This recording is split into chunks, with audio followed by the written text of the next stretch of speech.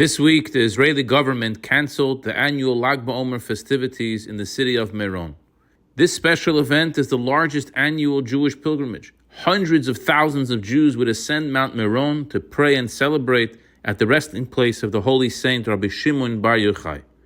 The reason for canceling was safety and security. The Israeli government feels that Hezbollah terrorists in Lebanon would shoot rockets or missiles on the crowds, thus endangering the lives of all of the revelers. Of course, for us Jews, safety and security is priority number one, regardless of how significant it is to go to Meron, and it is certainly very significant. One cannot put their life on the line for it.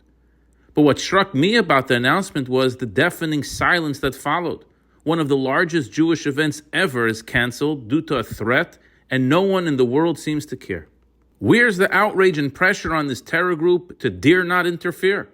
I'm old enough to remember when in February and early March of 2024, as Muslims in Israel and around the world were preparing for Ramadan, there was talk of curtailing or canceling visits to the mosques on the Temple Mount for the month.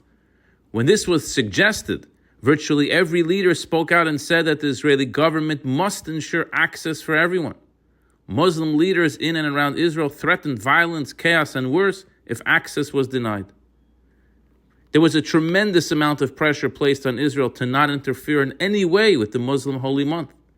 I'm sure you too remember all the talk in February and March about the war in Gaza and working for a potential ceasefire during Ramadan, or trying to persuade the IDF to scale back during Ramadan. And now, we Jews have been denied access to our holy site on a special holiday. An entire pilgrimage has been canceled in Meron, and I've yet to hear one leader say a word about it. I've yet to see or hear any media outside of Israel comment on it. Where are the world leaders demanding an end to the Hezbollah threat, even just for the day of Lag BaOmer? The world seems to be just fine with canceling a Jewish religious event for 500,000 people. We cannot forget and be silent. I speak not of protesting or anti-protesting. I speak of our own personal lives. We, me and you, must always be conscious of the fact that life for our brothers and sisters in Israel is not okay. There are real threats over there. Whole communities and cities in the north have been evacuated. This cannot be accepted by anyone. In simple words, the difference between us and our enemies is how we value life. We celebrate life, they celebrate death. We raise our children with the value to preserve life at all costs. They brainwash their children to take Jewish life at all costs. Sunday is Lag BaOmer, and sadly, this year, there won't be the big celebration in Meron at Rabbi Shimon's holy graveside. So we must add something to our Lag BaOmer celebrations. We must go out into the streets and let the world know that we are unabashedly proud Jews. Anti-Semitism is nothing new. Rabbi SHimon Bar Yochai himself lived in a cave for 12 years, escaping certain Roman persecution and death. I share this not to alarm you, but to share with you a much more powerful message. We are not alone in this world. It may seem like that. We are in exile, in a dark exile. It's gotten so bad recently that for some, terrorists are called heroes and the defense apparatus are called terrorists. This awareness can make a Jew despondent. How much longer can we keep going like this?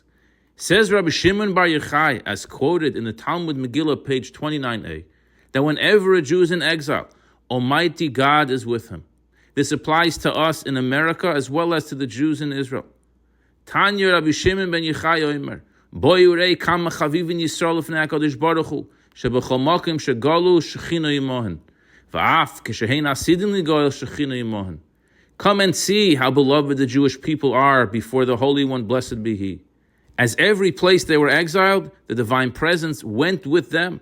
So too, when in the future they will be redeemed, the divine presence will be with them. This means that a Jew is never alone, even in a foreign desert or beach town, where there are no other Jews around. Still, you are not alone.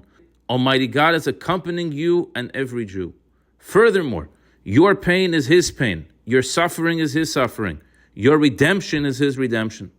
And while, yes, it is true that we are in exile, Almighty God still extends to us tremendous blessings. We are granted a special blessing that regardless of circumstance, we have a divine assistance which enables us to live with perseverance, hope, and determination. God does not sit in some palace removed from people. He is fully engaged. In Tractate Brachos, page 9a, the Talmud quotes a later sage, Rabbi Yehoshua ben Levi, who said, Kedaihu Rabbi Shimon lismech alav b'shas hadchak. Rabbi Shimon is worthy to rely upon him in exigent circumstances. We are certainly in an exigent circumstance now. We are relying on Rabbi Shimon's teachings to get us out of this exile. And we are relying on Rabbi Shimon to do something for his students who would love nothing more than to go to Mount Meron this Lag BaOmer to celebrate at his graveside. And we are relying on Rabbi Shimon to help effectuate that promise of redemption. May it happen speedily without delay. I wish you a good Shabbos and a happy Lag BaOmer.